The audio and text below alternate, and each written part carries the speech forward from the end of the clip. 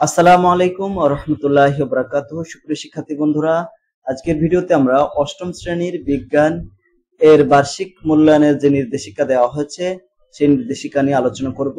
প্রথমে আমরা আলোচনা করব বিজ্ঞানে তোমাদের কোন কোন অধ্যায় আছে। 2024 সালের বার্ষিক পরীক্ষার সিলেবাস, এই সিলেবাস নিয়ে আলোচনা করি। যেমন অভিজ্ঞতার নাম আছে যাযাবর পাখিদের সন্ধানে।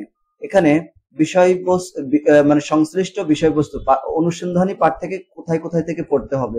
যেমন সপ্তম অধ্যায়, তারপরে 11 অধ্যায় এবং 12 অধ্যায়ে এই যে 7.1 থেকে শুরু করে 7.6.3 এই পর্যন্ত পড়তে হবে। যদি এই যাযাবর পাখিদের সন্ধানে আমাদের এই অধ্যায়টা পুরোপুরি কভার করতে হয় তাহলে 3টা অধ্যায় লাগবে অনুসন্ধানী পাঠে।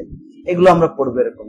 সবুজ বন্ধু, এই অধ্যায় পড়ার জন্য আমাদের অনুসন্ধানী পাঠের 4 অধ্যায়, 5 অধ্যায়, 10 অধ্যায় পড়তে হবে।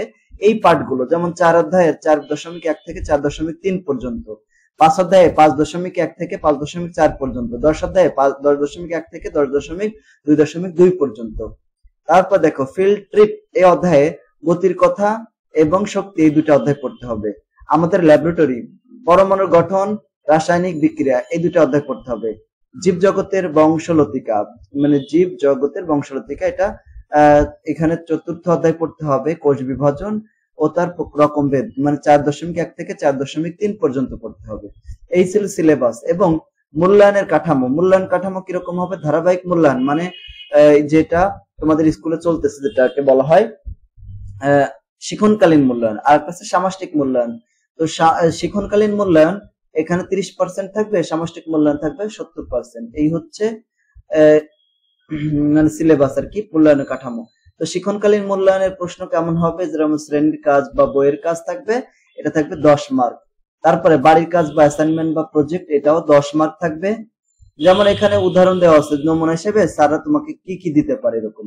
ব্যবহারিক কাজ বা পরীক্ষা সংক্রান্ত 10 মার্ক থাকবে, মোট 30 মার্ক। এই 30-এর ভিতরে তুমি যত পাবা সেটাই সরাসরি যুক্ত হয়ে যাবে। কিন্তু সামষ্টিক মূল্যায়ন হবে 100 মার্কের। 100 মার্কের ভিতরে এটা আবার 70%-এ কনভার্ট করা হবে। 100 মার্কের ভিতরে বহু নির্বাচনী প্রশ্ন থাকবে 15টি, 15টাই প্রত্যেকটা 1 মার্ক করে 15 মার্ক।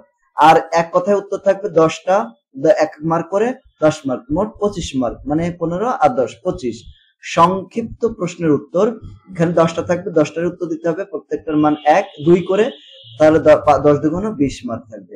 রচনামূলক প্রশ্ন যেমন দৃশ্যপট বিহীন, ঠিক আছে, 5টা থাকবে, 3টা প্রশ্ন উত্তর দিতে হবে, এক একটা 5 মার্ক করে, তাহলে 3 5 15 মার্ক। রচনামূলক প্রশ্ন আরেক রকম থাকবে, যেটা হচ্ছে উদ্দীপক থাকবে। 7টা থেকে 5টা প্রশ্ন উত্তর দিতে হবে, একটা প্রশ্নের মান হচ্ছে 8, তাহলে 5টা 40, টোটাল হচ্ছে 100। 100-এর মধ্যে তুমি যত পাবা সেটা আবার 70-এর মধ্যে কনভার্ট করা হবে। সাপোজ তুমি 100-এর ভিতরে, মনে করো তুমি 100-এর ভিতরে 100-এর মধ্যে তুমি পাইলা হচ্ছে 70, তাহলে 1-এর মধ্যে কত পাবা? 70 ভাগ হচ্ছে 100। আর মনে করো 70-এর মধ্যে কত পাবা? 70 যেহেতু কনভার্ট করা হবে, 70 গুণ 70 ভাগ হচ্ছে 100।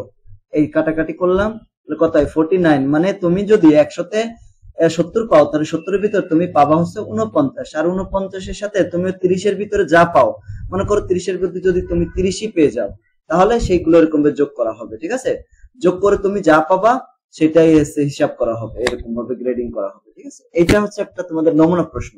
দেখো নমুনা প্রশ্ন, সময় হবে 3 ঘন্টা, পূর্ণমান হচ্ছে 100। এখানে ক বিভাগে থাকবে বহু নির্বাচনী প্রশ্ন এবং এক কথার উত্তর।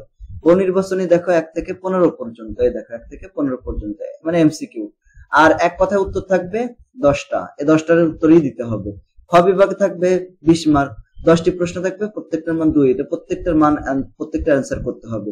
তারপরে গ বিভাগে এখানে থাকবে 5টা থেকে 3টা প্রশ্ন উত্তর দিতে হবে, প্রত্যেকটায় 5 মার্ক করে থাকবে।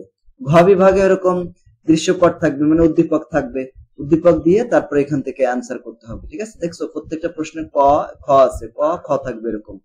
তো এখানে ক খতে কোনোটায় দেখো 4 মার্ক করে, কোনোটায় 3 মার্ক, কোনোটা 5 মার্ক, এরকম মোট 8 মার্ক থাকবে এরকম। তো আশা করি তোমরা বুঝতে পেরেছো। এবং নতুন যে পরীক্ষার সিস্টেম, এই সিস্টেমটা তোমাদের কাছে কেমন লাগলো সেটা কমেন্ট করে জানিয়ে দিও। আর যদি ভালো লাগে তাহলে আমাদের চ্যানেলটি সাবস্ক্রাইব করে ক্লাসটি বন্ধুদের সাথে শেয়ার করে দিও। সকলকে ধন্যবাদ। আসসালামু আলাইকুম ওয়া রাহমাতুল্লাহি ওয়া বারাকাতুহু।